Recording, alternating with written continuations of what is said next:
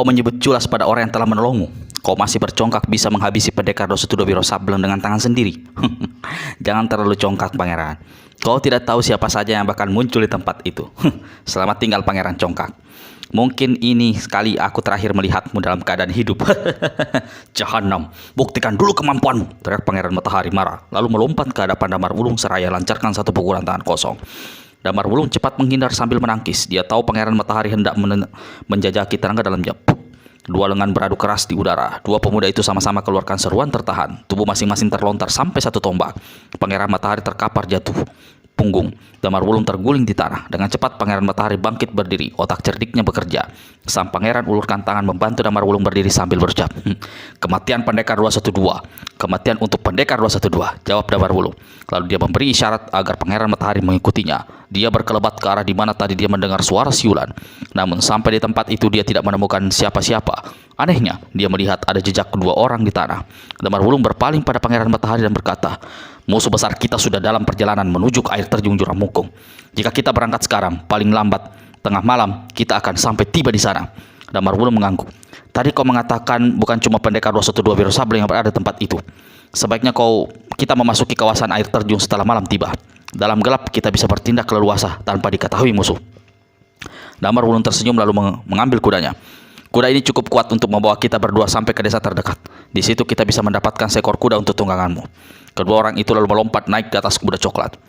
Malam merayap mendekati akhir. Di kawasan air terjun Jurang Mungkung kegelapan masih menggantung. Suara gemuruh curahan air terjun yang kemudian jatuh di atas batu-batu cadas hitam berlumut merupakan satu-satunya suara yang terdengar abadi di tempat itu. Kiri kanan tepian Kali Mungkung menjelang air terjun ditumbuhi sederetan pohon berdaun rimbun. Di tengah kali tampak beberapa batu hitam muncul di permukaan air membentuk sosok-sosok seperti orang mendekam menunggu sesuatu. Sampai menjelang pagi, tak kelihatan gerakan ada sesuatu terjadi. Di salah satu jurang mungkung pada 3 cabang besar saling berdekatan. 3 orang mendekam bayang-bayang gelap dan kerimbunan daunan. Mereka adalah Bidadari Angin Timur, Ratu Duyung, dan juga Anggini. Sementara itu dalam rumah kayu di atas pohon besar, pendekar Dosetudо Wiro Sableng dan pendekar Kipas Pelangi yang menyelinap untuk menemui rumah itu dalam keadaan kosong. Orang yang mereka cari yakni si pemilik rumah Iblis Kepala Batu alias Kalis 4 alias Iblis Kepala Batu pemasung roh yang telah menjebloskan bunga ke dalam sebuah guci tidak ada di tempat kediamannya itu. Di dalam rumah hanya ada sehelai tikar butut dalam belasan guci. Semua terbuat dari tanah liat. Jahanam, Iblis Kepala Batu pemasung roh itu. Mungkin sekali dia sudah tahu kedatangan kita ke sini lalu kabur lebih dahulu, kata murid Sinto Gandam penuh geram sambil mengepalkan tinju. Menurutmu gadis bernama Bunga itu dimasukkan dalam guci? Di sini ada belasan guci. Mungkin Wiro gelengkan kepala lalu memotong ucapan pendekar Kipas Pelangi. Guci-guci itu semua terbuat dari tanah liat. Guci tempat bunga disekap terbuat dari perak. Guci perak itu tidak ada di sini. Apa yang akan kita lakukan sekarang? Tanya pendekar Kipas Pelangi. Keluar dari rumah jahanam ini, menyelidik keadaan di luar, jawab Wiro sambil menambahkan. Sebelum keluar, aku ingin menghancurkan tempat ini lebih dahulu. Lalu pendekar 1-2 angkat tangan kanannya. Tangan itu sebatas siku di atas telah berubah menjadi putih seperti perak. Kedua tangan itu dihantamkan berkiblat cahaya putih panas menyilaukan. Itulah pukulan sinar matahari. Di atas sebatang pohon di seberang kali, 2 orang yang mendekam di balik kerimbunan dedaunan itu dan gelapnya malam menjelang pagi saling berbisik-bisik. Yang satu yang berpenampilan seperti seorang kakek berkata, "Aku mulai gamang, kakiku gemetaran sejak tadi. Aku tidak tahan, mau beser." "Sial, mau beser yang kencing aja," menyatu orang yang diajak berbisik, yaitu seorang bocah berambut jabrik berpakaian hitam. Sementara di sebelah timur kelihatan seputan cahaya terang, pertanda tak lama lagi fajar akan segera menyingsing. "Di sini, di pohon ini. Apa kau mau turun dulu? Kencing di bawah pohon lalu naik ke sini lagi?" "Kelo. Tapi bagaimana kalau kencingku mengguyur dan orang yang di cabang pohon di bawah kita?" "Anggap saja mandi pagi, paling tidak cuci muka." "Hihihi. Setan, jangan tertawa. Kencingku tanpa tak tertahan." Pada saat itulah rumah kayu di atas pohon besar hancur berantakan. Kakek di atas pohon tersentak kaget. "Celaka, ngocor sudah kencingku." Di bawah pohon orang yang keningnya kecipratan kencing mula-mula merasa heran. Bagaimana mungkin tak ada hujan, air jatuh di atas dan terasa hangat. Dirabah keningnya, lalu gelapnya dia coba memperhatikan jari-jari tangannya yang basah. Lalu hidungnya mencium bau itu. Bau pesing air kencing binatang. Apa ada binatang di atas pohon sana? Dia mendongak. Justru saat itu kembali ada air jatuh di atas. Kesini malah memasuki mulutnya. "Jahanam keparat," maki orang ini. "Kencing manusia, bukan kencing binatang. Siapa yang berani mengencingiku? Kurang ajar." Orang itu mengusap mulutnya lalu meludah berulang kali. "Pangeran, ada apa?" Tiba-tiba orang di sebelahnya bertanya, "Ada orang mengencinginku di atas sana. Aku akan menyelidik ke atas." Jawab orang yang dipanggil dengan sebutan pangeran yang bukan lain Pangeran Matahari. Ada, "Tunggu. Jangan lakukan itu. Rencana kita sudah kita susun bisa kacau," kata sang teman Aito Damar Wulung alias Adisaka. "Tapi mulutku dikencingi," jawab Pangeran Matahari. Dari mata moncong marah, rahang menggembung, pelipis bergerak-gerak. "Pangeran, aku barusan melihat ada dua bayangan melesat turun dari rumah yang hancur. Sesuai rencana, aku siap menyanyikan senandung itu. Harap kau menahan diri," kata Adisaka pula. Di atas pohon lalu Anggini berkata, "Sebentar lagi pagi akan datang. Satu malam suntuk kita berada di tempat ini. Saatnya kita menyelidik. Ratu Duyung, harap kau segera menerapkan ilmu menembus pandang. Ada dua orang melayang keluar dari rumah yang hancur di atas pohon itu. Keduanya melesat di atas pohon dari seberang sana. Mungkin salah seorang di antaranya Wiro." Ratu Duyung mengangguk. Tanpa banyak menunggu, gadis permata biru itu segera arahkan pandangannya ke atas pohon di pinggir kali. Namun sebelum sempat Ratu Duyung mengarahkan ilmu kesaktian itu, tiba-tiba di atas salah satu pohon di seberang kali terdengar suara orang menyanyi. "Kaliurang desa tercinta terletak di kaki gunung Merapi. Di sana kami dilahirkan. Alamnya indah, penduduknya ramah. Kami anak desa, bangun pagi sudah biasa. Hawa dingin tidak terasa. Kerja di sawah membuat sehat, kerja di ladang membuat kuat. Kami anak desa rajin membantu orang tua, menolong ibu di rumah, membantu ayah di sawah. Kami anak desa tidak lupa sembahyang mengaji, rendah hati dan tinggi budi, selalu unjukkan jiwa kesatria." Tiga gadis di atas pohon sana sama-sama terkejut dan saling pandang. "Gila, siapa pula yang menyanyi di pagi buta yang tempat begini rupa?" Berucap bidadari angin timur. Yang menyanyi suaranya jelas orang dewasa, tapi senandungnya lagu anak-anak, berkata Anggini. "Aku akan menyelidik ke atas pepohonan di seberang sana. Suara nyanyian itu datang dari situ," kata Ratu Duyung lalu menerapkan ilmu menusuk pandang. Tak belum sempat dia melihat sosok orang di atas pohon tadi, terdengar suara orang bernyanyi. Bait-bait yang disenandungkan sama dengan yang tadi dinyanyikan di atas pohon di seberang sana. "Tambah aneh," kata bidadari angin timur. "Kini ada satu lagi orang gila menyanyikan lagu yang sama. Apakah ini merupakan suatu tanda rahasia atau jawaban dari senandung pertama? Tapi kalau orang yang kedua menyanyi sebagai jawaban senandung orang pertama, mengapa kata-kata dalam setiap bait yang dinyanyikan? Jangan dulu pecahkan keanehan itu, sahabatku," kata Anggini. "Sebaiknya lekas kau menyelidik siapa orang itu." "Baik, akan aku segera lakukan," jawab Ratu Duyung. Tapi lagi-lagi sang ratu terkesima, tak jadi menerapkan ilmu menembus pandang, karena mendadak di seberang kali ada orang berteriak, "Orang yang bernyanyi di seberang kali, apakah kau bernama Adimesa?" Tak ada jawaban, hanya deru air yang terjun yang terdengar. Namun tiba-tiba ada teriakan balasan, "Kakak Adisaka, kaukah yang ada di seberang sana?" Dua pekik keras menggema di pagi buta. Lalu dari atas dua pohon yang berseberangan kiri kanan kali urang tiba-tiba melesat dua sosok berkelebat laksana bayangan, pertanda keduanya memiliki kepandaian tinggi. "Adimesa, adikku. Kakak Adisaka." Dua orang yang berkelebat dari dua pohon berseberangan bertemu di udara, disaling rangkul lalu melesat di pinggiran kali mengungkung, membuat gerakan berputar dan berjungkir balik di udara. Di lain saat mendarat di tepi kali, masih dalam keadaan berpelukan. Salah satu berpakaian serba biru, yang satunya lagi berbaju kuning bercelana hitam. "Kakak Adisaka, benarkah kau ini kau?" tanya orang yang berpakaian biru, yakni Adimesa yang dikenal julukan pendekar kipas pelangi. Dia seperti tak percaya. Sepasang matanya pandangi pemuda berbaju kuning di hadapannya, mulai dari kepala sampai kaki, lalu dipeluknya kembali. Matanya berkaca-kaca. "Adikku, aku memang Adisaka kakakmu. Siapa yang tahu nyanyian kami, anak desa itu, kecuali kita berdua? Adimesa adikku, belasan tahun kita berpisah. Kakak, tadi aku mengira tidak ada harapan lagi bertemu denganmu. Namun Tuhan yang Maha Esa dan Maha Besar, dengan karunia-Nya kita akhirnya bertemu juga. Terima kasih Tuhan, terima kasih Gusti Allah." Salah seorang sahabat yang panjang akal memberitahu, "Jika kau ingin menguji bahwa kau adalah tempat ini, maka mengapa aku tadi mengeluarkan senandung yang sering kita nyanyikan di masa kanak-kanak di desa dulu? Anjuran itu masuk akal. Aku menyanyi keras-keras. Kau mendengar dan memberikan sambutan dengan menyanyi pula. Dan kita akhirnya bertemu. Sahabatmu si panjang akal itu tentu seorang yang memiliki kepandaian tinggi. Kau akan terkejut kalau mengetahui siapa dirinya. Aku akan mempertemukannya denganmu." Tiba-tiba untuk pertama kali Adisaka menyadari apa tujuan sebenarnya berada di tempat itu, yaitu menangkap Wiro hidup-hidup sesuai dengan perintah Dewi Ular. Tapi saat itu dia juga ingin tahu bagaimana adiknya bisa muncul di tempat itu. "Adikku, bagaimana kau bisa berada di tempat ini?" Panjang ceritanya. Kalau aku boleh bertanya, kakak sendiri berada di sini bagaimana kisahnya?" Adimesa memandang berkeliling. Saat itu dalam keadaan sudah terang-terang tanah. Walau agak samar-samar, namun tiga gadis di atas pohon segera mengenali siapa satu dari dua pemuda yang tadi saling berpelukan itu. Bidadari angin timur yang membuka mulut lebih dahulu. "Pemuda berpakaian kuning itu, bukankah dia keparat bernama Damar Wulung? Aslinya bernama Adisaka, sesuai keterangan Gendero Patah Hati. Tidak salah, dia memang jahanam keji yang menculik dan hampir menodaiku," ucap Ratu Duyung. "Kalau begitu, kita tunggu apa lagi?" kata Anggini. Tiga gadis cantik hendak melesat turun dari atas pohon di tepi kali Tapi serta-merta urungkan niat mereka. Tiba-tiba ada dua orang melesat dari pohon kiri dan kanan Kalimungkung. Kejut, tiga gadis ini bukan alang kepalang ketika mengenali siapa adanya orang itu.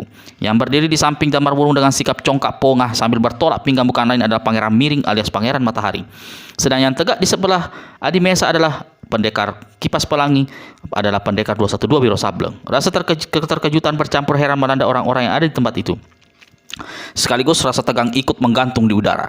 Kalau Wiro terkejut dan heran melihat Pangeran Matahari muncul bersama Damar Wulung, maka Damar Wulung sendiri kaget dan heran melihat adiknya, Adi Mesa, muncul bersama pendekar 212 Wiro Sableng. Berlainan dengan Pangeran Matahari, walau hatinya sebenarnya risau, namun tetap unjukkan sikap congkak. Murid Sintogana memperhatikan sosok berpakaian hitam dan gambar matahari di dada, serta mantel hitam di punggung. Pakaian itu adalah pakaian Pangeran Matahari. Betul apa yang dikatakan tiga gadis itu. Pakaiannya jelas pakaian Pangeran Matahari, tapi wajahnya bukan wajah Pangeran Keparat itu. Wiro membatin. Lalu dengan cepat matanya bergerak memperhatikan tangan kiri pendekar 212 menjadi jari tangan kiri si baju hitam ini ternyata buntung. Kelainan wajah bangsa Durjana ini. Dia pasti mengenakan topeng tipis. Wiro lalu menggertak dengan suara keras. Pangeran Matahari, kau boleh sembunyi di balik topeng menuju muka cocatmu, tapi jangan kau kira kau bisa menipuku. Jangan harap bisa sembunyi dan lolos dari dosa besar. Kau telah merusak kehormatan dan membunuh Putih Andini. Kau juga adalah pembunuh Kinarsi, istri juru ukir keraton. Pangeran Matahari berkecap pinggang, dongakkan kepala lalu tertawa bergelak. Dasar manusia sableng. Matahari belum lagi muncul penuh. Kau sudah mengigau di hadapanku. Aku ada bukti robekan pakaianmu. Dalam genggaman tangan korban, dari balik pakaiannya Wiro keluarkan robekan kain hitam yang didapatnya dari Nyai Supi. Sekarang kau harus mempertanggungjawabkan semua perbuatan terkutuk itu dengan nyawamu sendiri. Sekilas, sepasang mata pendekar Matahari memancarkan cahaya angker. Membuktikan pembunuhan dengan secarik kain butut, sungguh naif. Bisa saja kau sendiri yang telah memperkosa dan membunuh perempuan itu. Lalu mencari sepotong kain yang sama dengan pakaianku dan memfitnah diriku. Busuk. Buktinya di kening Kinarsi, kau sengaja mengguratkan angka 212 dengan kukumu. Untuk apa? Untuk menunjukkan kehebatan yang congkak dan keji. Pangeran Matahari meludah ke tanah. Bertolak pinggang, mendongak ke langit dengan terang, lalu kembali tertawa bergera-gera. Wiro menyeringai, lalu ikut-ikutan tertawa. Suara tawanya demikian keras menindih suara tawa Pangeran Matahari dan deru air terjun terasa bergetar. Begitu hentikan tawanya, Wiro berkata dengan lantang, Pangeran Matahari, kau memang dikenal dengan pangeran segala cerdik, segala licik, segala akal, segala congkak, segala ilmu. Tapi ada kalanya orang cerdik berlaku goblok dan orang tolol. Ada kalanya orang licik terpeleset oleh kelicikannya sendiri. Sering orang yang panjang akal jadi pendek akal karena kehabisan akal. Banyak orang berilmu jadi bodoh dalam kecongkakannya. Dan semua itu terjadi dengan dirimu. Kau mengatakan ada guratan angka 212 di kening Kinarsi. Bagaimana kau tahu hal itu padahal kau tidak melihat sendiri jenazahnya? Bagaimana kau tahu angka 212 itu digurat dengan kuku kalau bukan kau sendiri yang melakukannya? Pangeran Miring, kau terjebak oleh kelicikanmu sendiri. Rahan Pangeran Matahari menggembung. Pelipisnya naik turun. Sekujur tubuhnya terasa panas karena baru sadar kalau dirinya memang terjebak. Buru-buru dia membuka mulut hendak melabrak, tapi saat itu mendadak ada suara angin menerpa. Satu bayangan kuning berkelebat disusul dengan suara orang berseru, "Aku mewakili pati kerajaan. Aku akan menjadi saksi semua pembicaraan." Kawasan air terjun Jurang Mungkung telah dikurung 200 prajurit. Semua orang yang ada di tempat itu menjadi kaget. Memandang ke arah kiri, mereka melihat seorang gadis berpakaian ringkas warna kuning berdiri di situ. Wajah cantik, rambut hitam digulung di atas kepala, sebilah pedang baru melintang di atas pinggangnya. Bagaimana putri pati kerajaan itu berada di tempat tersebut? Seperti diceritakan sebelumnya, Surti merasa kecewa besar terhadap ketika mengetahui ayahnya mengirim beberapa tokoh silat dan pasukan besar untuk menangkap Wiro. Dengan menunggang kuda, gadis ini tinggalkan gedung kepatihan berangkat menuju Bojogedang. Karena dia sendirian dan sambil mengambil jalan pintas, Sutri berhasil mendahului rombongan pasukan kerajaan. "Sutri," menjar Wiro sambil garuk-garuk kepala. Begitu mengenali siapa adanya gadis itu, dia memandang berkeliling. Saat itu hari mulai terang. Dia tidak melihat pasukan kerajaan sekitar tempat itu karena pasukan memang masih cukup jauh di sebelah selatan. Surti Kaliangan terus saja memandang ke jurusan Damar Wulung dan Pangeran Matahari tanpa berpaling pada pendekar 212. Gadis ini berkata, "Wiro, apa kau masih mau bicara? Aku mewakili pati kerajaan menjadi saksi semua apa yang terjadi di tempat ini." Wiro garuk-garuk kepala. Dari ucapan dan gerak-gerik si gadis, agaknya putri pati kerajaan itu berada di pihaknya. Di atas pohon, tiga gadis memperhatikan Sutri Kaliangan. Mereka kagum melihat sikap gagah gadis berpakaian kuning itu. Tapi begitu menyadari kecantikan sang dara, bidadari angin timur, Ratu Duyung dan Anggini diam-diam dirasapi rasa cemburu. "Kau tahu siapa adanya gadis itu?" berbisik Anggini. Ratu Duyung menggeleng. "Katanya dia mewakili pati kerajaan. Apakah memang ada seorang jara jelita dalam jajaran pasukan kerajaan atau pasukan kepatihan?" ujar bidadari angin timur lalu menambahkan, Dari sikap dan cara bicaranya sepertinya dia telah mengenal Wiro.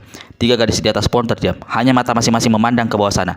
Di pinggir kali, Damar Wulung merangkapkan kedua tangan di depan dada. Dia merasa tidak enak. Jika Putri Pati kerajaan itu sampai membongkar kebejatannya, maka dia bisa berabe. Gadis satu ini segera disingkirkan. Bagaimana caranya? Damar Wulung memutar otak. Di depan pendekar 212 tampak Sunggingkang seringnya mengejek ke arah Pangeran Matahari, lalu berucap lantang. Pangeran Comberan, ada yang memberimu nama Pangeran Miring. Kurasa itu memang pantas, tapi sungguh aneh. Kau juga pernah memakai nama Bagus Serubut, mengaku petinggi keraton. Keraton mana? Damar Wulung terkejut ketika Wiro menyebut nama Bagus Serubut, karena dia pernah memakai nama itu dan dia juga yang tempo hari menyuruh Pangeran Matahari mempergunakan nama itu. Bagaimana Wiro bisa menerka? Atau memang Wiro sudah tahu banyak? Sekilas Damar Wulung melirik ke arah Pangeran Matahari yang saat itu membuka mulut menyahut ucapan Wiro. Pendekar 212 Wiro Sableng, murid nenek gendeng dari Gunung Gede. Selama ini kau tolol-tolol saja.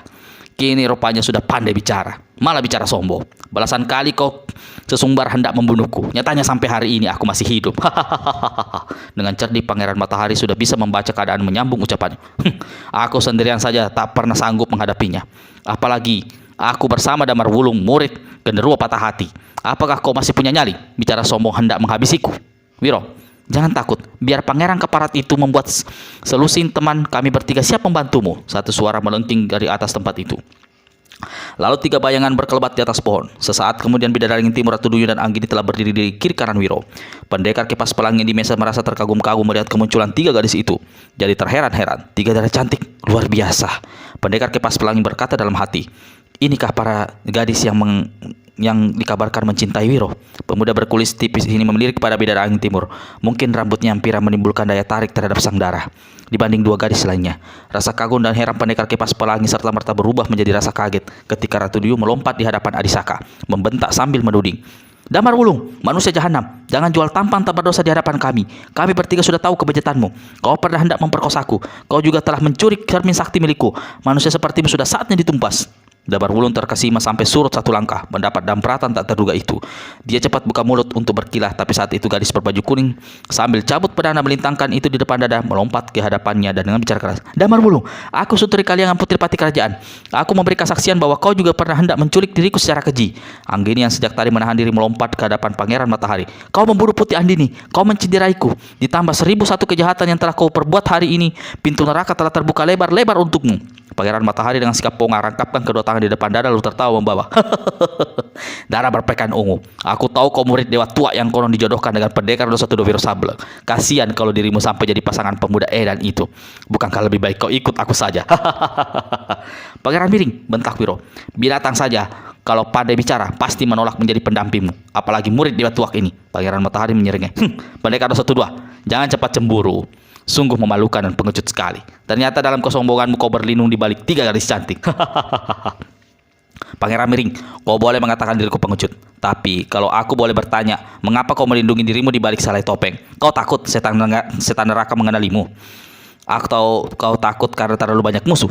Aku Pangeran Matahari tidak pernah mengenal takut, jawab Pangeran Matahari sambil bertolak pinggang. Padahal sebenarnya saat itu dia tengah menghitung-hitung kekuatan berdua dengan Damar Wulung. Apakah dia sanggup menghadapi Wiro Sableng dan tiga gadis cantik yang diketahuinya berpandaian tinggi itu? Lalu pemuda yang berpakaian biru berkumis kecil itu bernama Adimesa berjuluk Pendekar Kipas Pelangi itu berada di pihak manakah dia? Sementara itu, Pendekar Kipas Pelangi sendiri yang sejak tadi menahan rasa keterkejutannya bicara langsung dan mendekati Wiro dan bertanya, sahabat Wiro, apakah ucapan gadis bermata biru tentang kakakku benar adanya? Sahabatku, jawab Wiro, kau boleh tidak percaya akan ucapan Ratu Duyung, tapi jika Sutri Kaliangan Putri Pati Kerajaan ikut bicara tentang kakakmu, apa kau masih tidak percaya? Wiro tetap wajah pemuda itu sambil menduga-duga. Jika pecah perkelahian hebat di tempat itu, di manakah pemuda ini akan berpihak? Dia hanya seorang sahabat, tapi Adisaka adalah Damar Wulung, adalah kakaknya sedara sedaging.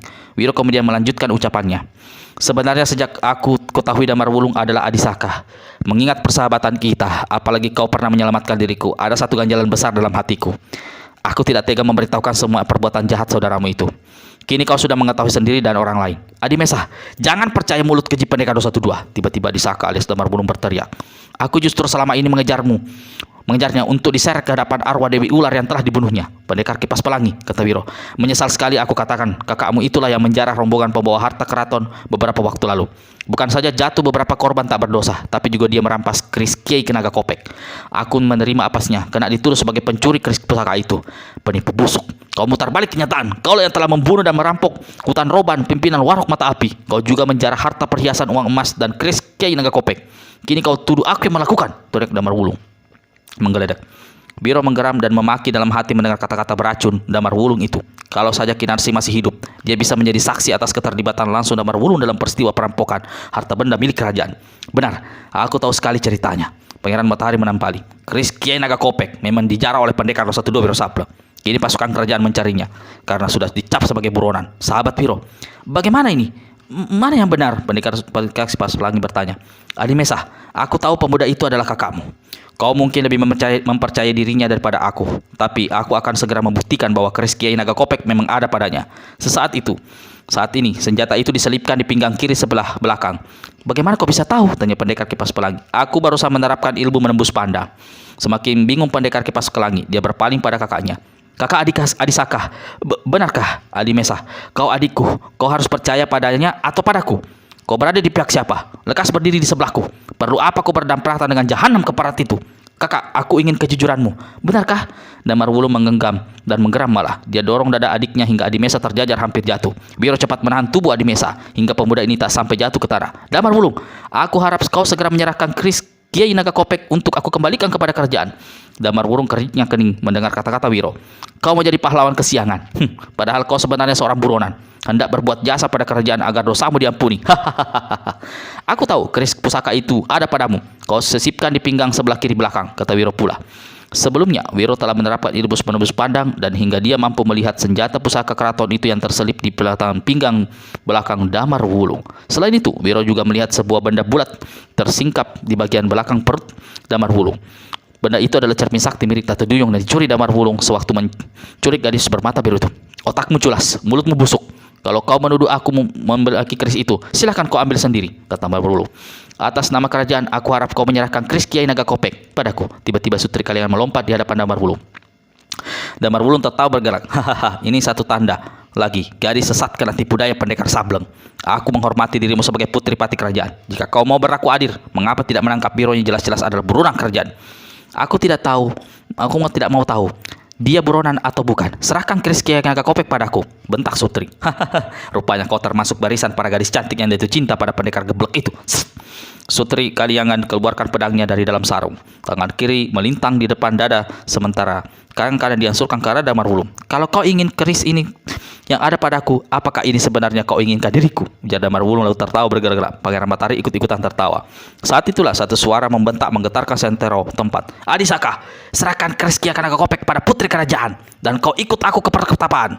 Belum habis kejut Damar Wulung, tahu-tahu seorang nenek berbuka seram berpakaian hitam telah berdiri di hadapannya memandang garang. Saat ini nenek ini melirik ke arah Wiro dan Ratu Duyung. Dia orang yang telah dikenalnya dan pernah ditolongnya.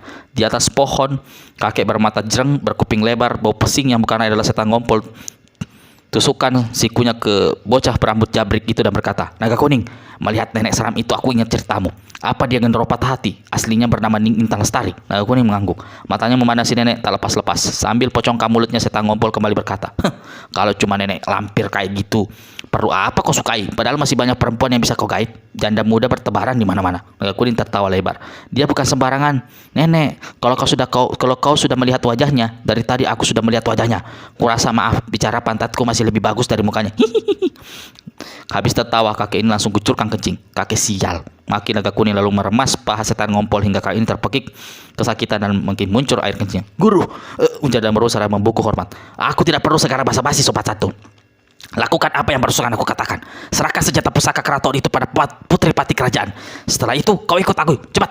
Guru, aku. Gendero patah hati tampak mulai hilang kesabarannya. Saat itulah Pangeran Matahari mendekati Damar Wulung dan membisik sesuatu. Ketika sang guru mendatanginya, Damar Wulung cepat membungkuk seraya berkata, Guru, kalau kau memang itu maumu, aku menurut saja. Keris Kiai Naga Kopek tidak ada padaku. Aku siap menuruti perintah, mengikutimu ke arah pertapaan. Enak betul, kalau teriak Ratu Duyung. Gadis ini segera melompat ke atas Damar Wulung. Mana bisa begitu? Berseru bidadari yang timur. Sekali bergerak, dia sudah berada 3 langkah di hadapan pemuda yang pernah hampir menodainya. Melihat hal ini, Pangeran Matahari tak tinggal diam. Dia melompat mendampingi Ratu Duyung. Anggini menaruh dendam paling besar terhadap sang pangeran.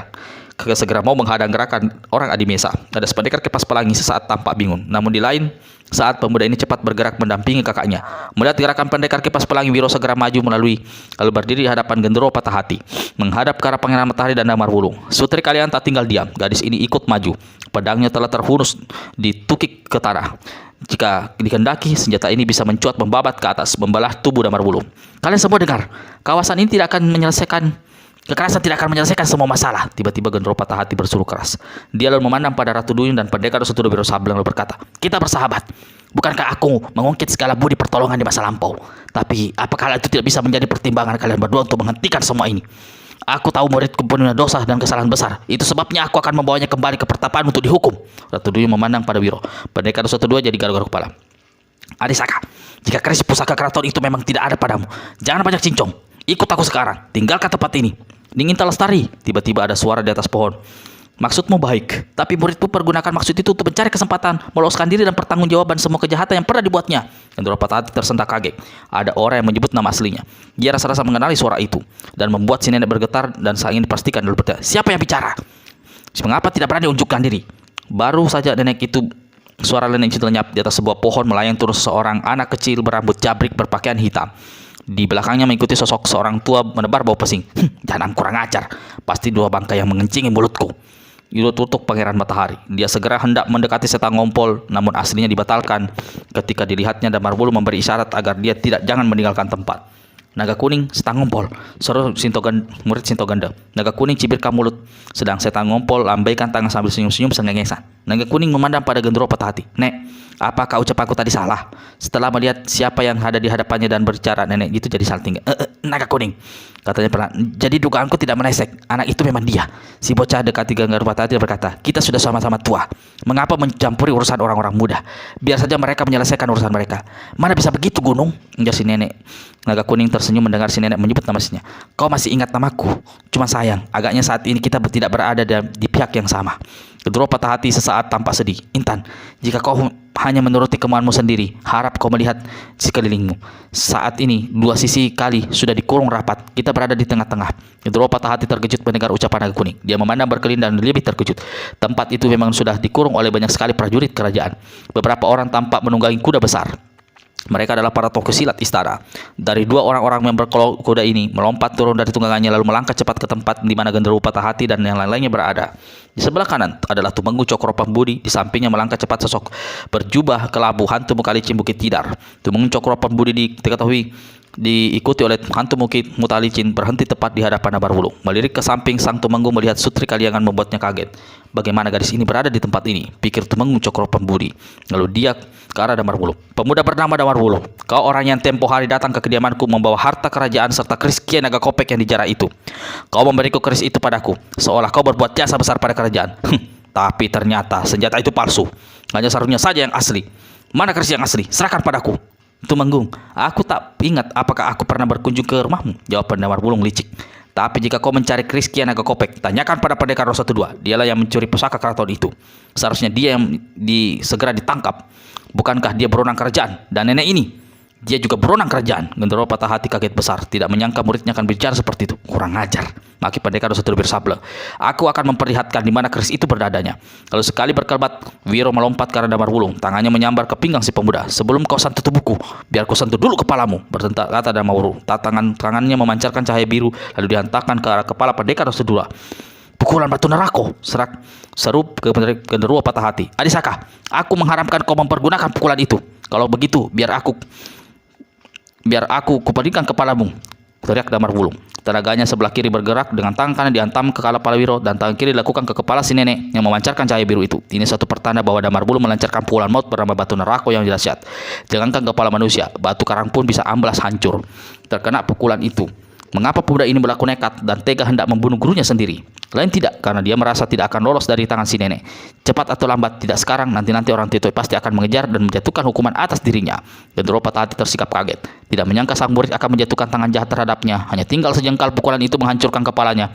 Dia masih saja melotot dan kesima. Tiba-tiba, satu tangan melarik pinggang. Tubuh si nenek berbetok ke kiri.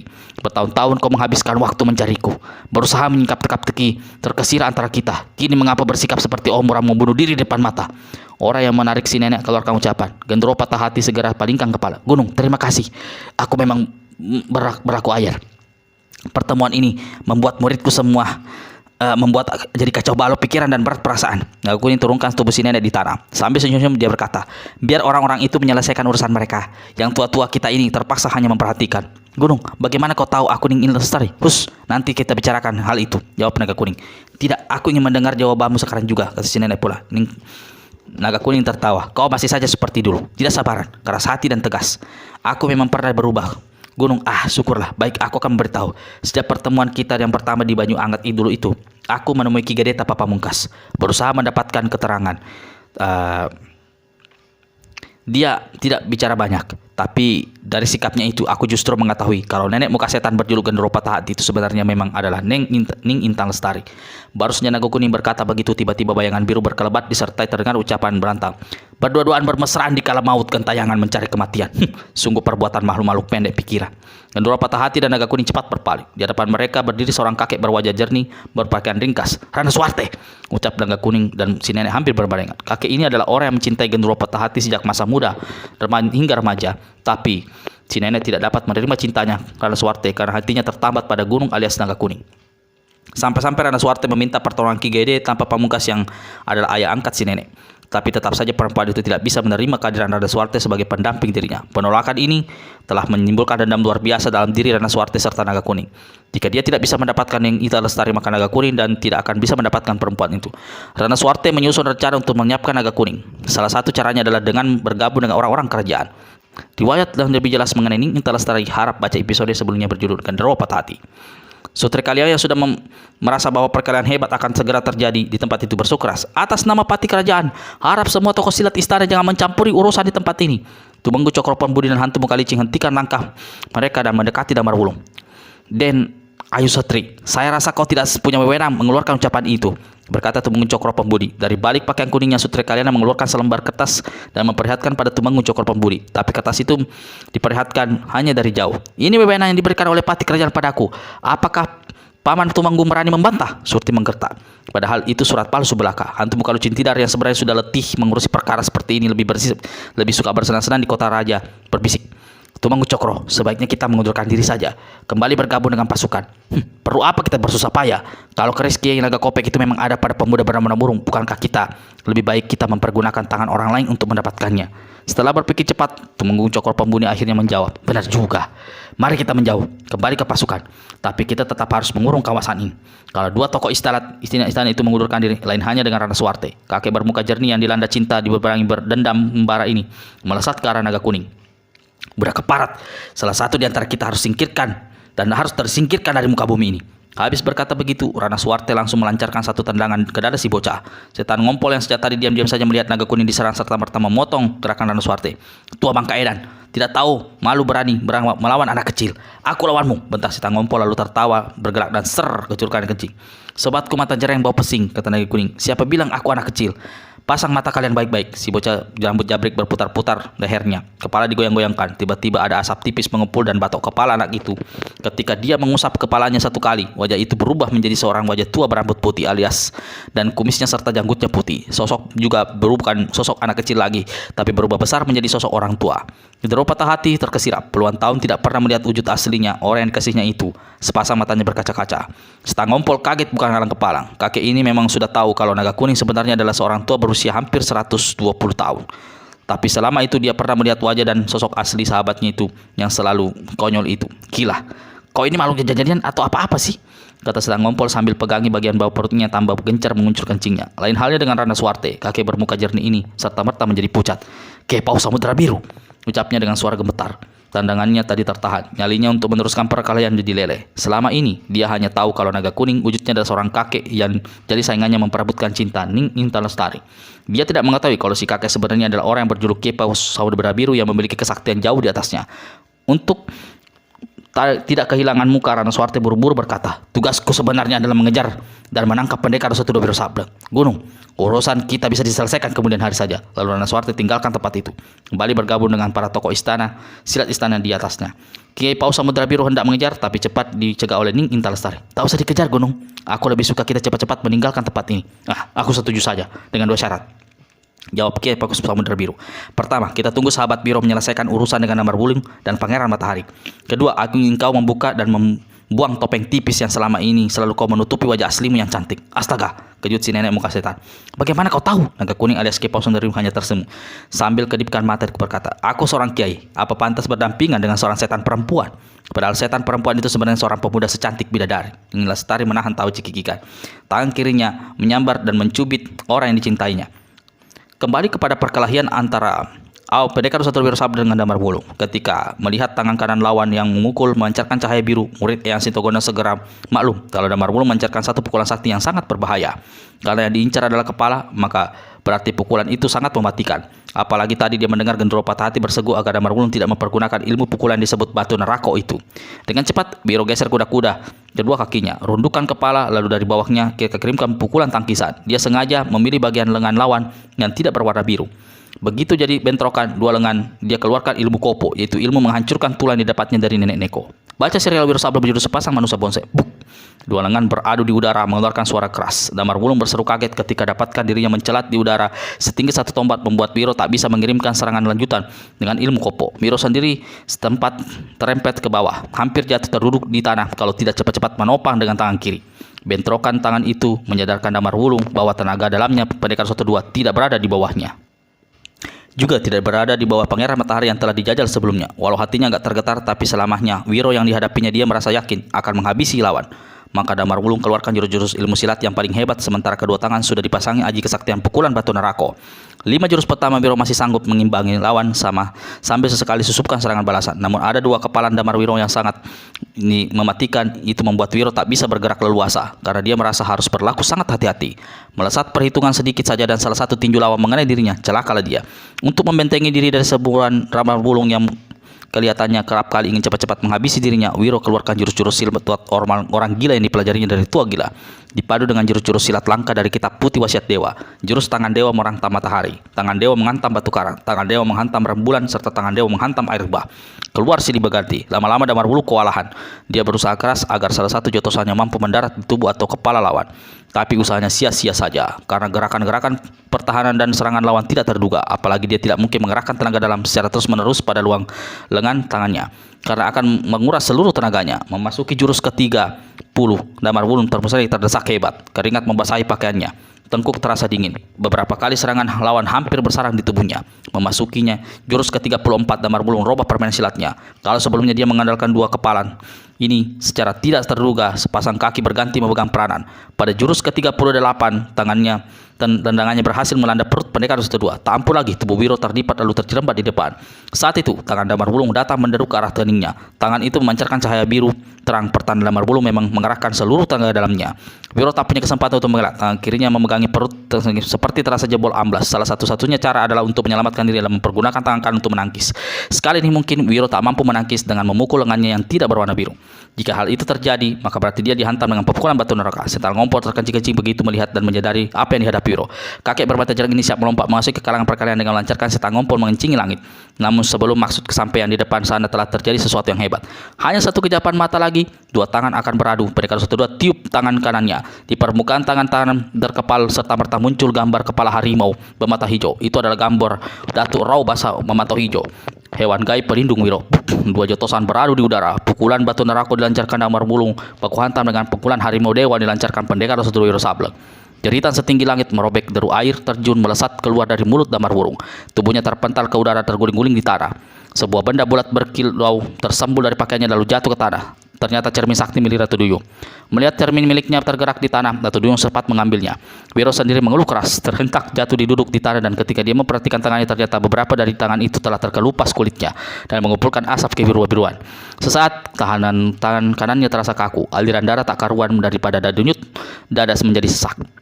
Damar Wulung sendiri, tangan kanannya tidak berbentuk tangan lagi. Sampai sebatas lengan tangan itu hancur mengerikan, mengepulkan asap biru, kebiru-biruan. Bagaimanapun kemarahan Gendro patah hati terhadap muridnya itu, namun si nenek tak tega melihat cedera yang dideritanya yang dialami Damar Wulung. Dia hendak memburu sang murid, tapi Kiai Pagus Darbiru alias Naga Kuning alias Gunung memegang lengannya berkata, "Intan, apapun yang terjadi muridmu, ikhlaskan saja. Mungkin itu semua merupakan hukuman atas segala perbuatannya di masa lalu."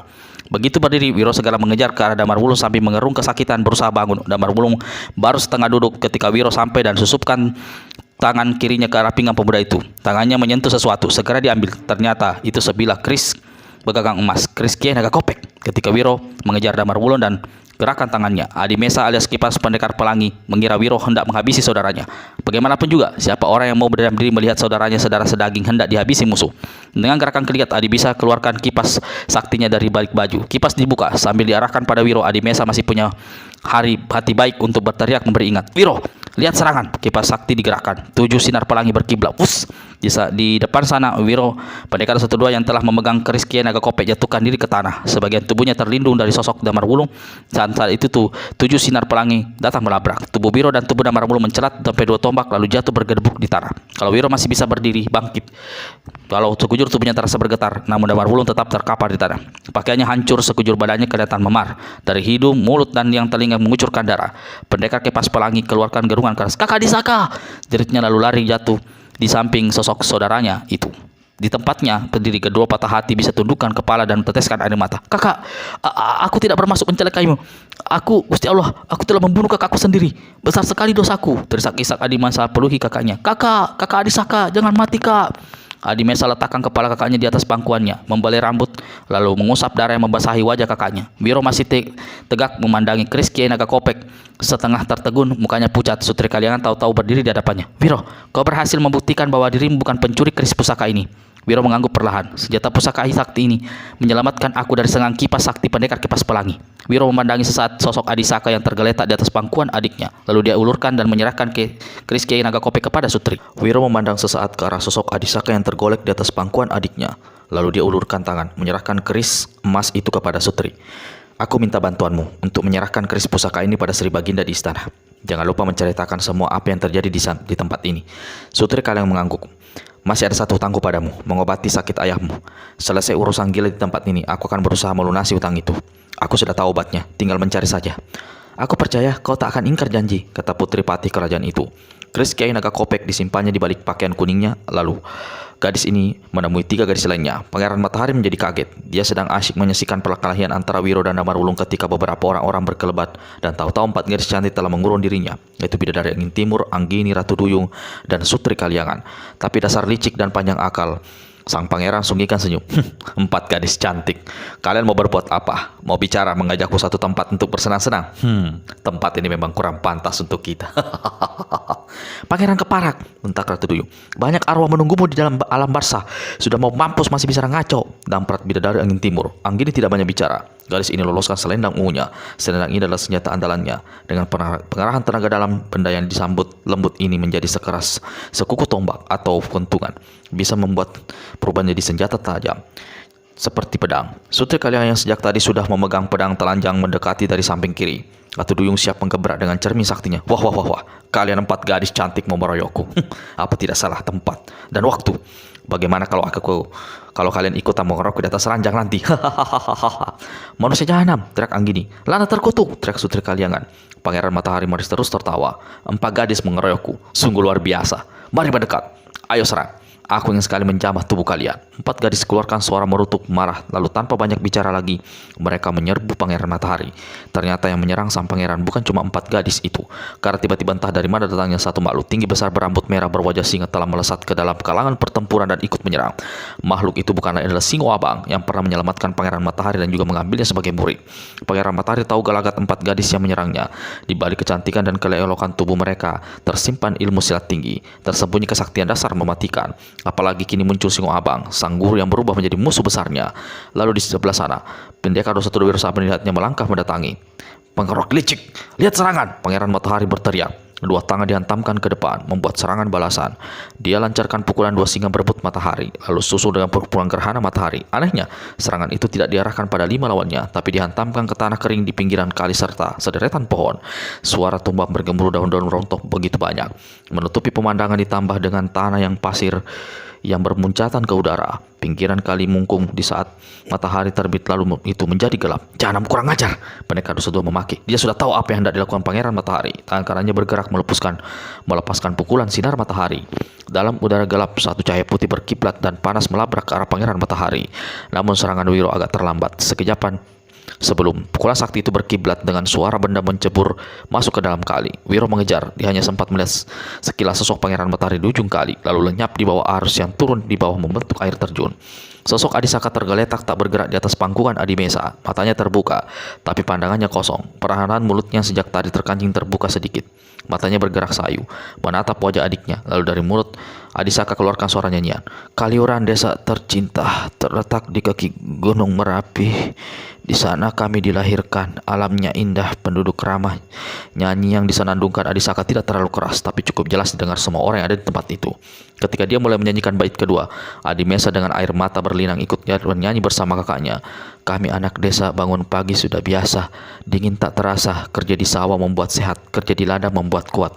Memasuki bait ketiga, suara Adisaka perlahan lalu lenyap sama sekali. Dia batuk-batuk beberapa kali dan di mulutnya keluar darah segar. Dia masih memaksakan hendak meneruskan senandung yang belum selesai dinyanyikan. Namun matanya tertutup, mulut terkancing, kepala terkulai. Suaranya, nyanyian Adimesa ikut lenyap, berganti dengan suara tangis mengiring kepergian sang kakak. Jangan lupa like, share, and subscribe terus ya channel Arfan Ramadan Official. Terima kasih. Nantikan episode selanjutnya.